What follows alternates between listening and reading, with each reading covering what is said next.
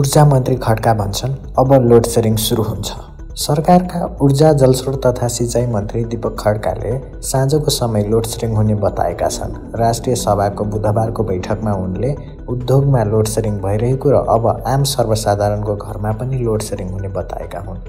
हाल विद्युतको माग आपूर्ति कम रहेको भन्दै मन्त्री खड्काले लोड सेडिङ सुरु हुने बताएका छन्। सरकारको 100% लगानी रहेको विद्युत प्राधिकरणले 700 मेगावाट मात्रै उत्पादन गरेको र 2800 मेगावाट विद्युत निजी क्षेत्रले उत्पादन गरेको छ। आज पनि विद्युत आपूर्ति हुन सकेको छैन भनेर राष्ट्रिय सभामा भनेका छन्। नेपालमा लोड सेडिङ मुक्त हुनु विद्युत प्राधिकरणका कार्यकारी निर्देशक कुलमान घिसिङको भन्दा पनि भारत र निजी क्षेत्रको भूमिका रहेको मन्त्री खड्काको भनाइ थियो।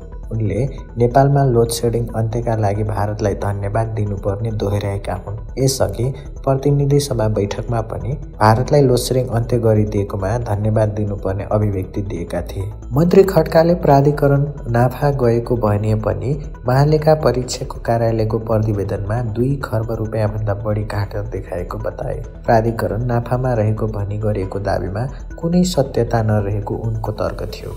ऊर्जा मन्त्री दीपक खड्काले देशमा अब लोड सेडिङ हुने बताएका छन्। मन्त्री जस्तो जिम्मेवार पदमा बसेको व्यक्तिले यो भनाइप्रति तपाईँको के छ? कमेन्ट बक्समा आफ्नो प्रतिक्रिया लेख्नुहोला। धन्यवाद।